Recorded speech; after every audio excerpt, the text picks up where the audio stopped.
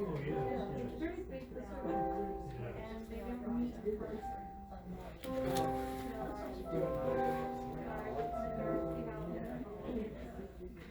we only meet in person.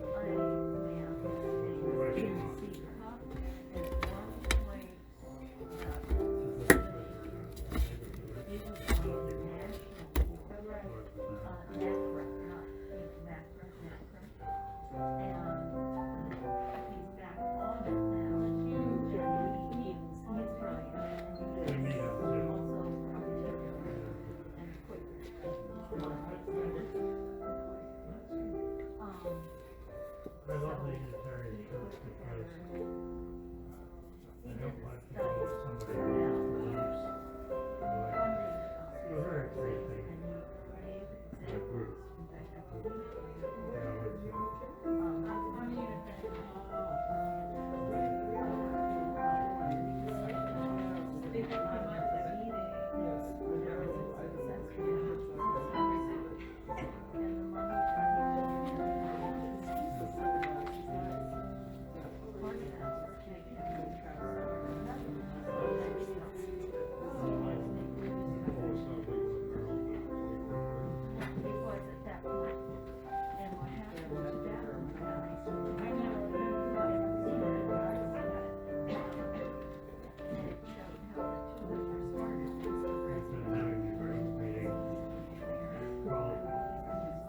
Developing your own theology, which is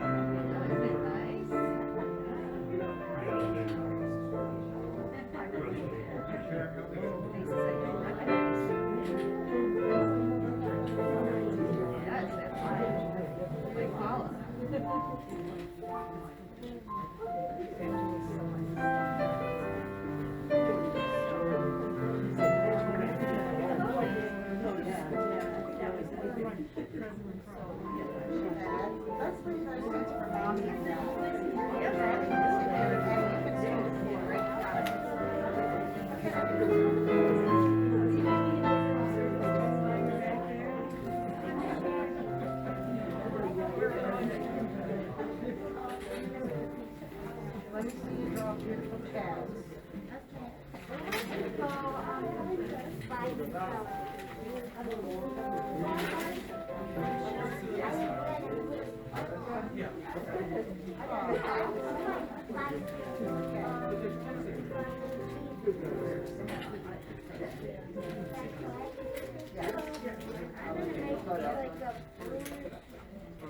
Okay, now when the service begins, lips pressed together and your eyes on the person who's speaking, especially when Reverend James reads us with both.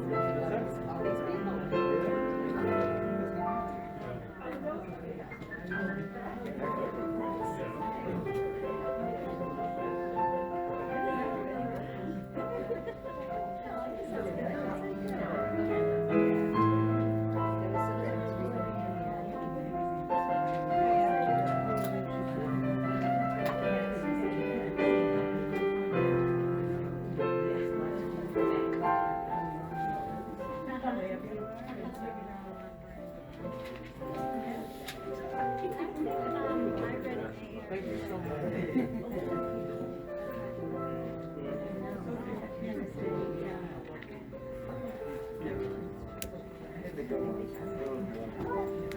Okay, you got the Yes. I'll take you out during 16.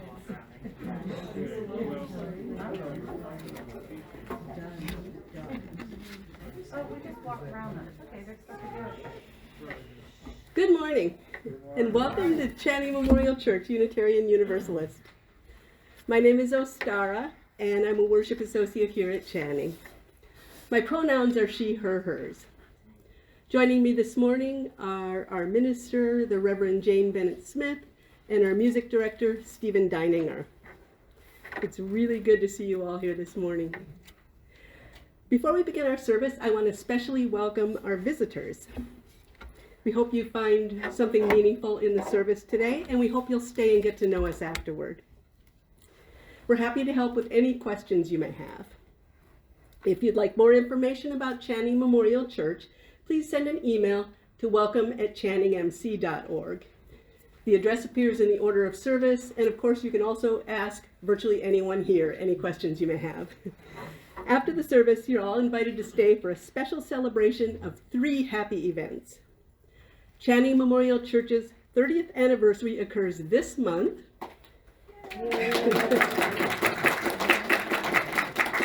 Following on the heels of Reverend Jane's attainment of full ministerial fellowship this past fall. Yay! And we'll also be celebrating, belatedly, Reverend Jane's installation at Channing, an event that was originally scheduled for March 28th of 2020, and you all know what that means, in the context of the pandemic, was postponed and conducted virtually 11 months later on February 28th, 2021. So we're finally very glad to gather in person to mark this blessed event, which is to say we're very happy to be having a party at last. The celebration will include a short program and light refreshments. Immediately following the service, there will be a short transition time, and Robinson Nature Center staff will be coming in here to help set up the room for that. So during this time, feel free to take a break. You can explore the Nature Center a bit if you'd like, or you can just meet and greet a bit, but just be aware that there will be a little bit of transition time. We expect to be ready around 11:45, but that's not in stone. That's just a guess.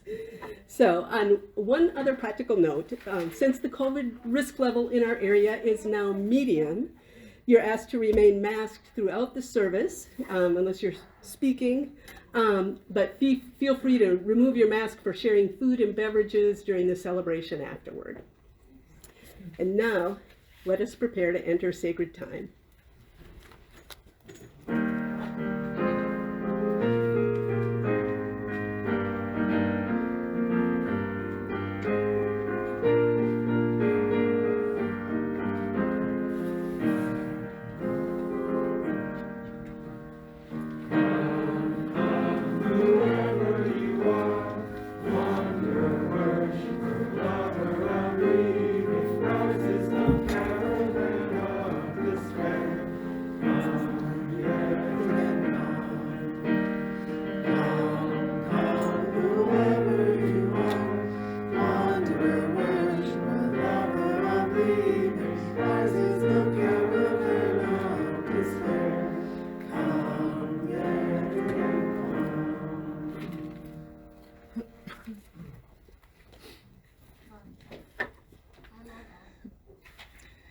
Come into this place of peace and let its silence heal your spirit.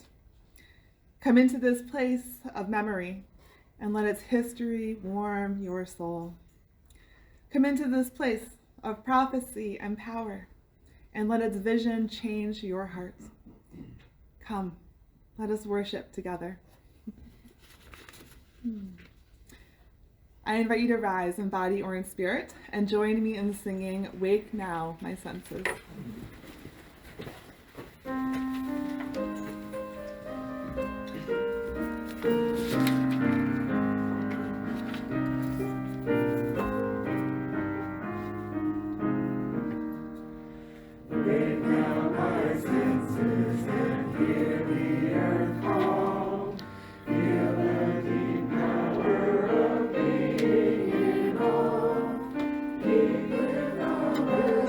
Creation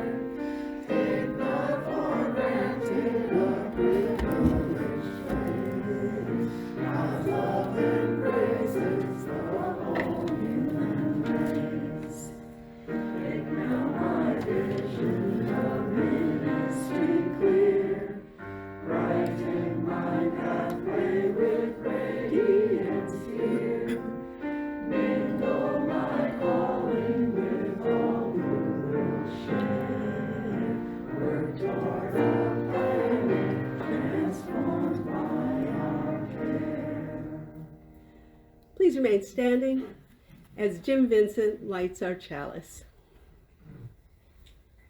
We seek our place in the world and the answers to our heart's deep questions. As we seek, may our hearts be open to unexpected answers. May the light of our chalice remind us that this is a community of warmth, of wisdom, and welcoming of multiple truths.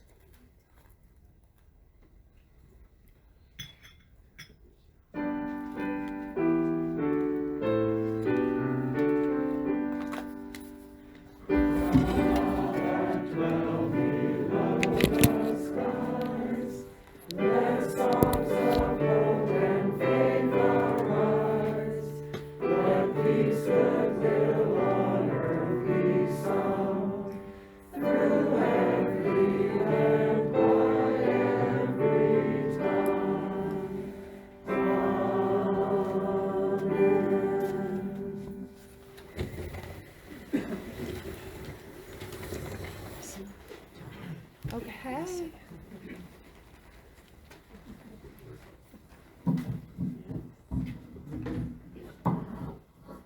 I invite any children who want to come forward for a story for all ages.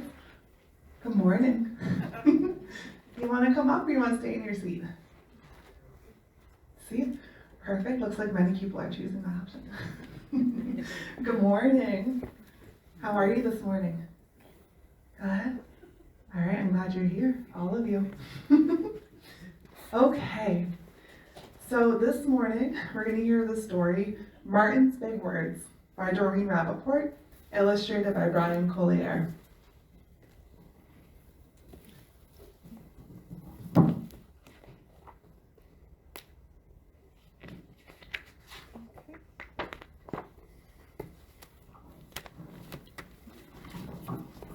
Okay. Everywhere in Martin's hometown, he saw the signs, white only. His mother said these signs were in all southern cities and towns in the United States. Every time Martin read the words, he felt sad. Until he remembered what his mother told him. You are as good as anyone.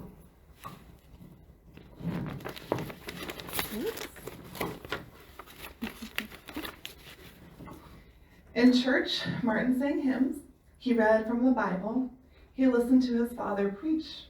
The words made him feel good. When I grow up, I'm going to get big words too.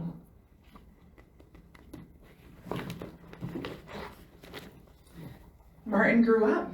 He became a minister just like his father.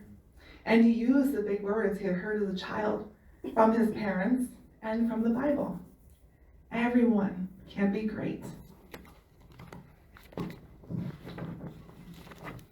He studied the teachings of Mahatma Gandhi. He learned how the Indian nation won freedom without ever firing a gun. Martin said love when others said hate. Hate cannot drive out hate. Only love can do that.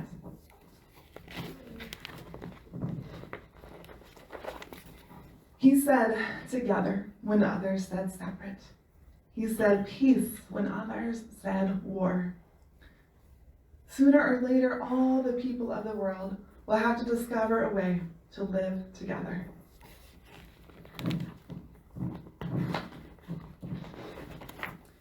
In 1955, on a cold December day in Montgomery, Alabama, Rosa Parks was coming home from work.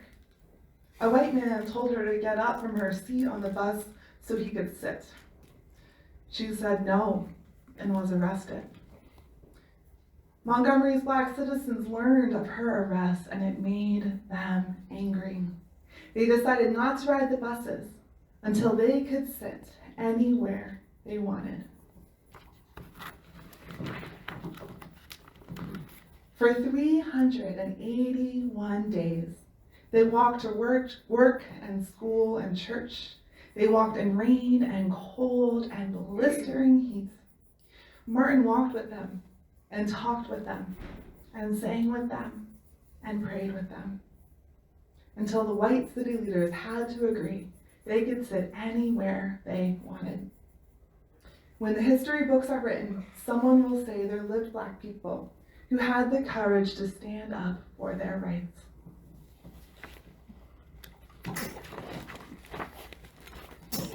In the next 10 years, Black Americans all over the South protested for their equal rights.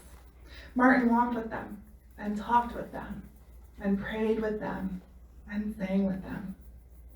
White ministers told them to stop. Mayors and governors and police chiefs and judges ordered them to stop, but they kept on marching. Wait. For years, I have heard the word wait. We have waited more than 340 years for our rights.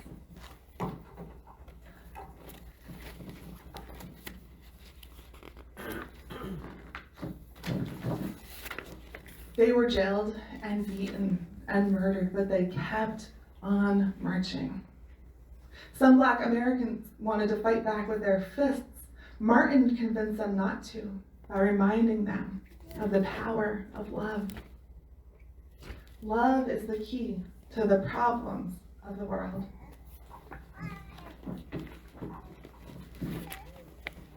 Many white Southerners hated and feared Martin's words. A few threatened to kill him and his family. His house was bombed. His brother's house was bombed. But he refused to stop. Remember, if I am stopped, this movement will not be stopped, because God is with this movement.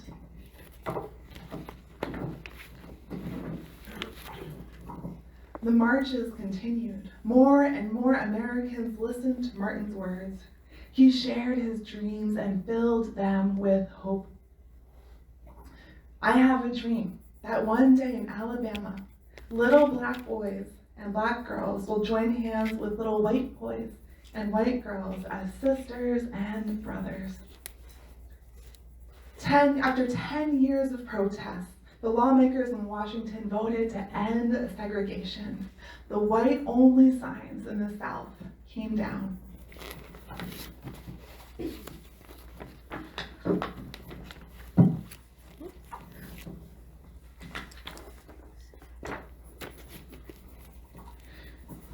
Dr. Martin Luther King Jr. cared about all Americans. He cared about people all over the world, and people all over the world admired him. In 1964, he won the Nobel Peace Prize. He won it because he taught others to fight with words, not with fists.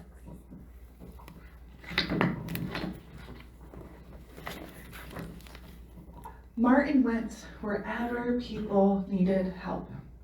In April 1968, he went to Memphis, Tennessee. He went to help garbage collectors who were on strike. He walked with them and talked with them and sang with them and prayed with them. On his second day there, he was shot and he died.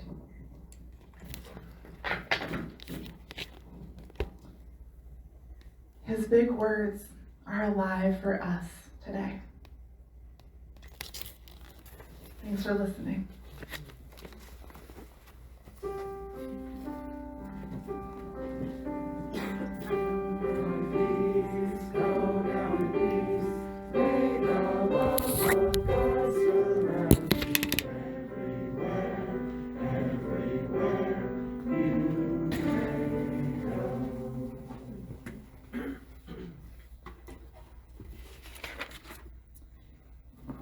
Please remain seated for our prayer hymn, Find a Stillness.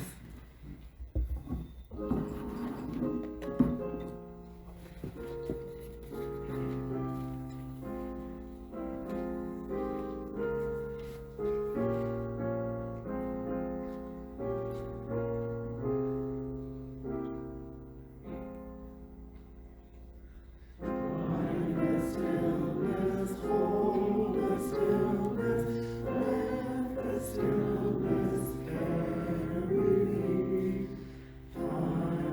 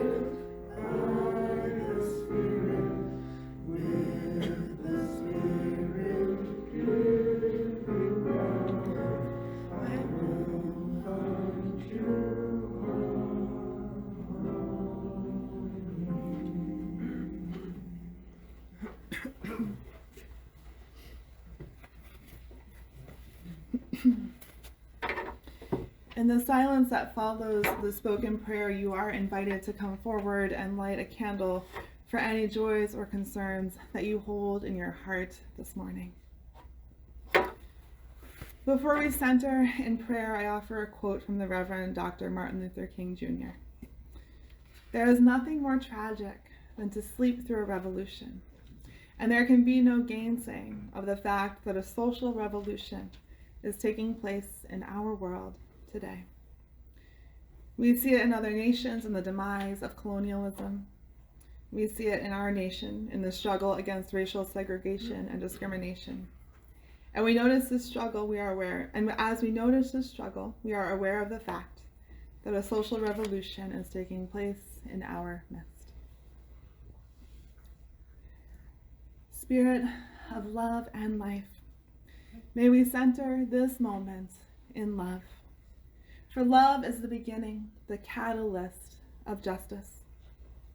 Let our love never allow any ill deed, any harmful action to befall a sibling, for we are all siblings in this web of life.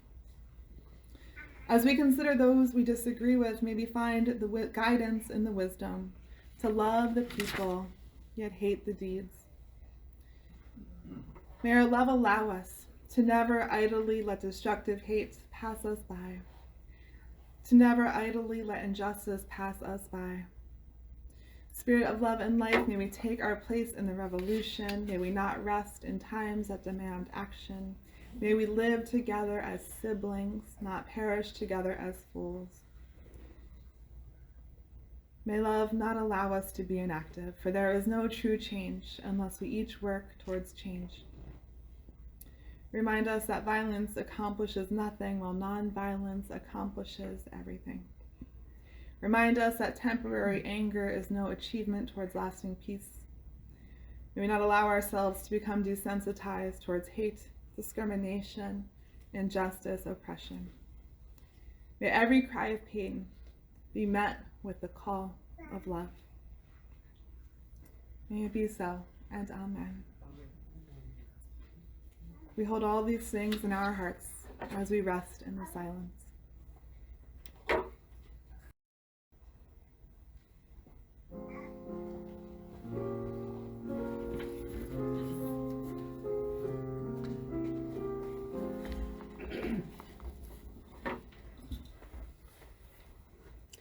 In the words of Elizabeth Murphy, Channing Memorial Church leaders, both volunteers and staff members, work diligently throughout the year to be careful and attentive stewards of the congregation and its funds. Countless meetings, reports, documents, and budgets are necessary to maintain the health of an organization, especially one that has endured for 30 years. We depend on our tools and on our teams to track where every dollar goes, and they do just that. But the gifts you make to our weekly offering or through your annual pledge represent far more than lines on a spreadsheet. Your contributions are a tangible commitment to the mission and vision of Channing. And each time you give, you renew this commitment. And as a result, your support is entwined with all that we believe and all that we do here together. This is its own special gift. In this spirit of trust and generosity, we gratefully accept the offering. If you'd like to contribute to our offering this morning, you may leave your contribution in the plate at the back of the sanctuary as you exit the service. For those of you watching the service online, you may contribute to a virtual offering plate by sending a check to Channing's mailing address, or by going to the church website at www.channingmc.org and clicking on the donate button. For all that you do and all that you give to our church community, we give thanks.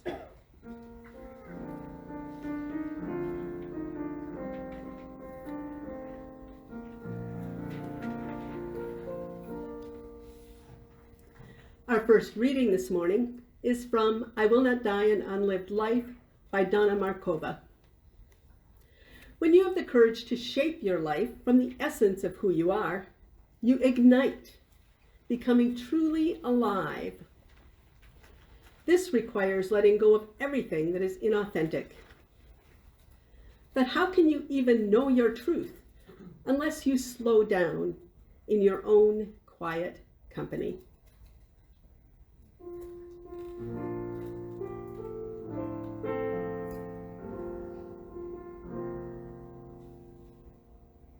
Our second reading is from Rabbi Sylvia Rothschild.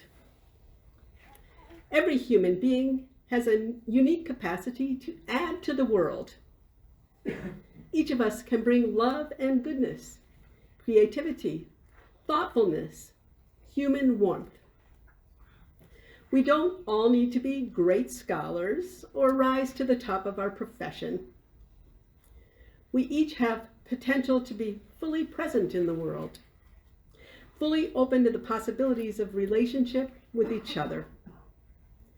We make our choices every day. Please rise for our hymn, For All That Is Our Life.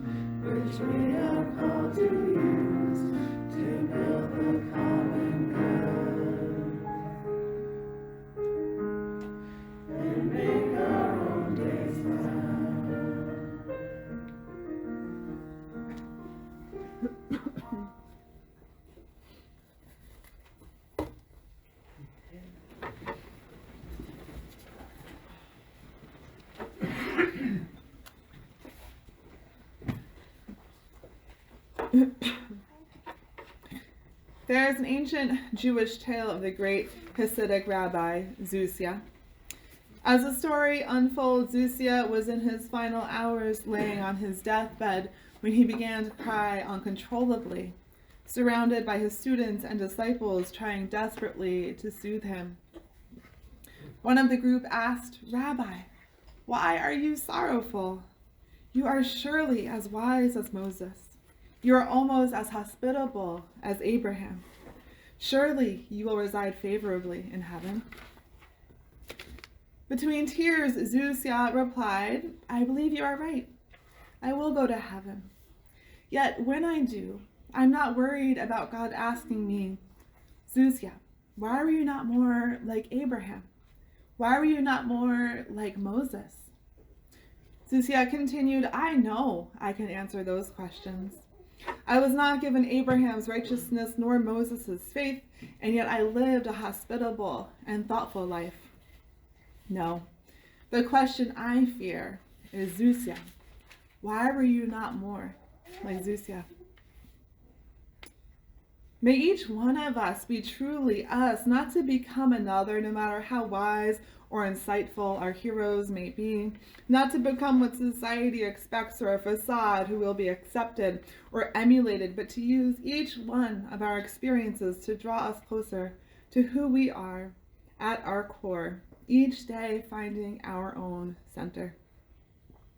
When you lie on your deathbed, will you share Zuzia's final panicked thought? We each connect to our true selves as we authentically react to the problems of which we are presented. Problems facilitate questions which encourage solutions. We talked last week of heart space, that truth and wisdom held deep in our core that can always guide us in the next best step if only we listen, if only we engage. What happens when we ask ourselves intimate questions about the basic difficulties inherent in human life and craft solutions that guide us in each of our days? We never have to fear the question, why were you not more like you? We each face societal problems and we each face individual problems. I spent some time reflecting on those problems held deep within society, perhaps all societies. There is evil, injustice, various stigmas and isms. There is unwarranted sorrow, unprecedented violence. Within our individual hearts and souls, we face potentially addiction, illness, disability, dysfunction, grief. What we identify as our core problems and how we react to them. This makes each individual unique. It helps us to be our true selves. People have grappled with these questions for millennia, and just as individuals indicate a problem and craft a solution, so too do entire societies. Often, the solutions have been found through faith communities struggling with what they identify to be the basic problem faced by humanity. In the 7th century in Mecca, the modern-day Saudi Arabia, the essential problem was identified as human pride, and Islam was crafted as a solution, guiding followers to strip away pride by submitting to their God. In the 1st century in Judea, Christianity began to grapple with the problem of sin, guiding faith followers towards the solution of salvation in their God.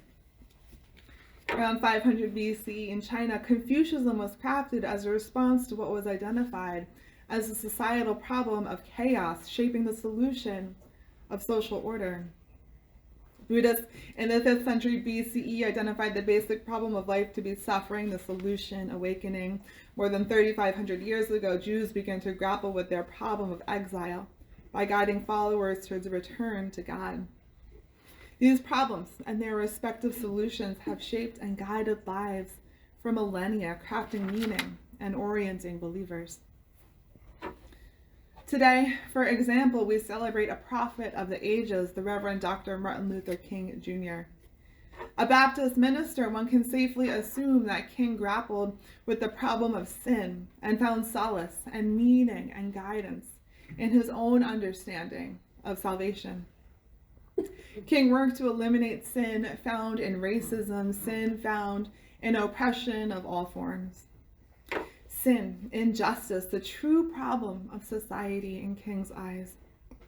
What were his solutions? Love, nonviolence, and a call for everyone to be maladjusted to evil. Love towards each and every person, even in the face of great adversity and harm. We will talk more about this in a moment. Nonviolence. King's dream was a nonviolent society, and he found the only way to achieve this was through nonviolent means. Like his predecessor, Gandhi, King offered, in spite of temporary victories, violence never brings permanent peace. Thirdly, maladjustment. King called for all of us to never conform to, accept, or live alongside this innate human problem of injustice, but to respond always in opposition. His identification of a problem and its solutions crafted meaning and action in his own life and beyond, fostering and igniting a revolution. Most of us can never act on a platform such as King, just as Zusia could never be Moses nor Abraham. Yet we can each be fully and authentically ourselves. This work is soul work, is heart work. Identifying and grappling with these inherent problems and shaping our own solutions, this allows us to find our essence. We allow our souls to be seen and heard and questioned, inviting our true selves to bloom. In preparing for this sermon, I grappled with my own core, my own soul, my own heart space. What do I see as our basic societal problem? Evil and unexplained hardship. My solution? Love and faith. What do? I minister. I work to bring as much love as I can to my little corner of the world. This dictates my actions and decisions each day. I too sought to reflect on those personal problems I had struggled with that have shaped and formed me. My primary problem has been mental health, struggling with decades with debilitating anxiety. It was a problem that for many years dictated my life, interfering with my ability to make friends, to love myself, to simply sit without self-criticism echoing in my ears. What was my solution? Acceptance and compassion. I learned to love myself for just who I am. I learned to comfort myself, not to get angry with myself. I took this love and compassion and sought help so that I could live a life of peace. While anxiety will never leave me, I carry compassion and acceptance with me each day, and I now feel free. I think our problems shift and change as we undergo different life experiences throughout the decades. In our later years, we may grapple with death as our own finite lives begin to come to an end. In response to tragedies, our problem may be grief or hopelessness. In our teen years, our problems may be identified and related to identity. If we truly engage, we find the solutions within ourselves, and often we find it in our faith. What is the societal problem identified by Unitarian Universalists? I think it is a lack of love in this world. Our solution, in my mind, is to cultivate, find, and enact love. I think this is woven throughout our principles. The very first covenant we make is to affirm and promote the inherent worth and dignity of every person, every person. I think this may be the hardest of our principles we struggle to bring to fruition. A lack of love in the world is a problem that fuels our faith's call to justice, to be the good we want to see in the world, to create heaven here on earth and destroy hell, this worldly, not otherworldly. We again draw wisdom from one of the prophets of our faith, the Reverend Dr. Martin Luther King Jr. He practiced agape, redemptive love, a love which overflows for all and seeks nothing in return. He offers us a model for loving the person, but hating the deed. King offered the sentiment, we must live together as siblings, or we will all perish together as fools. I want to return to this idea of identifying problems and solutions on a societal, cultural level. This has helped entire societies find their basic core, their heart space shared by thousands, if not millions, of seekers. I share with you a hypothesis of a religious scholar. Each religion began with a simple observation: something is wrong with the world. I want to take our exploration further and delve deep into the monotheistic faiths. I chose these three faiths: Judaism, Christianity. Either way, I don't know. Judaism, Christianity, and Islam, because of the similarities of their origins, even with common roots. Different societies, different people face and expand upon entirely different problems with their own unique and life-giving solutions. As I mentioned earlier, Judaism began as a group of people who grappled with the problem, with the crisis of exile, with the solution of returning to God. Can you imagine being these ancient people exiled throughout millennia repeatedly from places they had called home? These are Jewish stories of exile and return, of slavery and freedom. How could one make sense of this? Beautiful chat. As a people of faith, they found their solution in God. They shifted and molded their relationship with this powerful divine figure.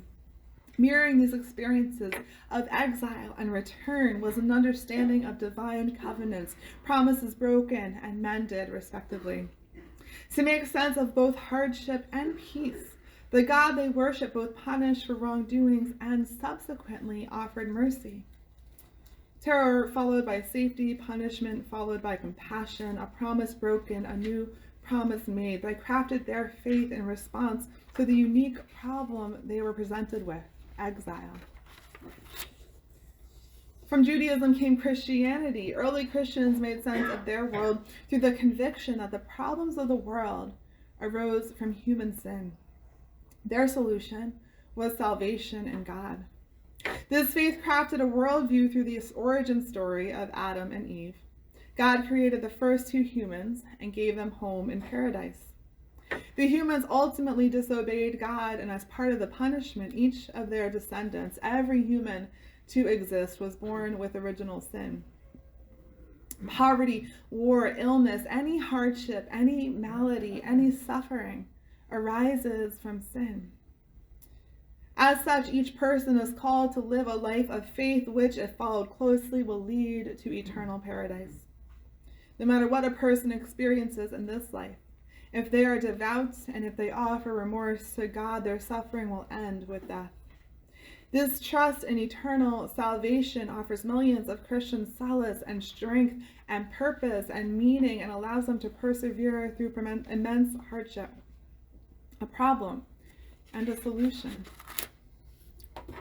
Let us explore Islam a bit. Islam saw all of the world's hardships arising from human pride. In order to overcome pride, they cultivated a belief of submission to their God, Allah. I want to offer that even in their prayer poses, they strive to embody this unique interaction with Allah, prostrating themselves, which means laying their heads on the ground before them. Complete submission, a release of pride by giving oneself to God. This calls for a way of being in the world. There is a divide, believers and non-believers. And what makes one a believer? What rids one's life of pride? Service to the world. What is understood as performing their religion, giving themselves fully to those in need. In this way, they craft peace both in this life and prepare for the beyond. Living one's faith has offered meaning for millennia. So let us return to Rabbi Zusia, devastated on his deathbed that he had not lived life as Zusia. Each of the religions sought to create meaningful, purposeful faith in their own unique, life-giving way. Each responded to what they found to be a fundamental human problem, and in doing so shaped faith communities that have offered solace and guidance to millions of people of faith to this day. They each found who they were at their center, their core. May this serve to guide us. May this help us to understand others. Unlike the ancient rabbi, may we end our days in peace. So, today we celebrate our 30th anniversary. For years, we have come here grappling with the problem of Unitarian Universalism, what I hypothesize to be a lack of love in the world. We answer this call through our faith to respond with love. We as a church have come to the aid of Afghan refugees. We have countered stigma through awareness. We have strived to see the inherent worth in every person. Both as individuals and as groups, you have worked to make this realm more like heaven. And we tend to what we see as a key significant problem with the world. I think we as a church community find that the world is aching by lacking life-giving spirituality and faith, no matter what that may look like. Our solution: to craft and delve deep into our own spirituality and to try to extend this to our community. And so, we foster our faith and we join in reflection and discussion, and we question and read and worship and reflect some more. Through a commitment to love and a dedication to spirituality, we have crafted a community that changes lives, a community that has thrived for decades. We create together what we create together here. This is life-giving, this is needed, and this heals. And this is uniquely us. So may you rest in this. May you find sustenance in this. May you bring this to the world this day and every day. May it be so, and amen. Please rise in body or spirit for our closing hymn, Just as Long as I Have Breath.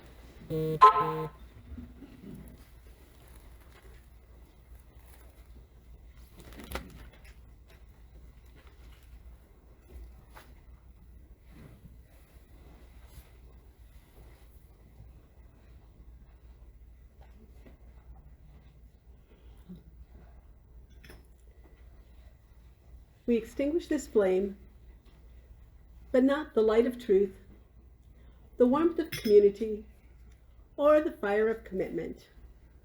These we carry in our hearts until we are together again.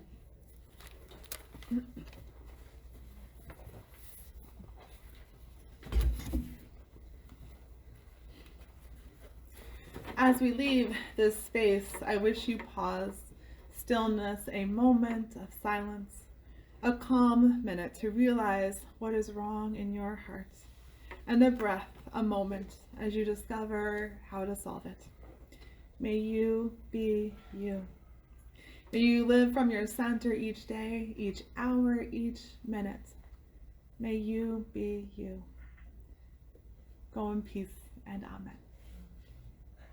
amen.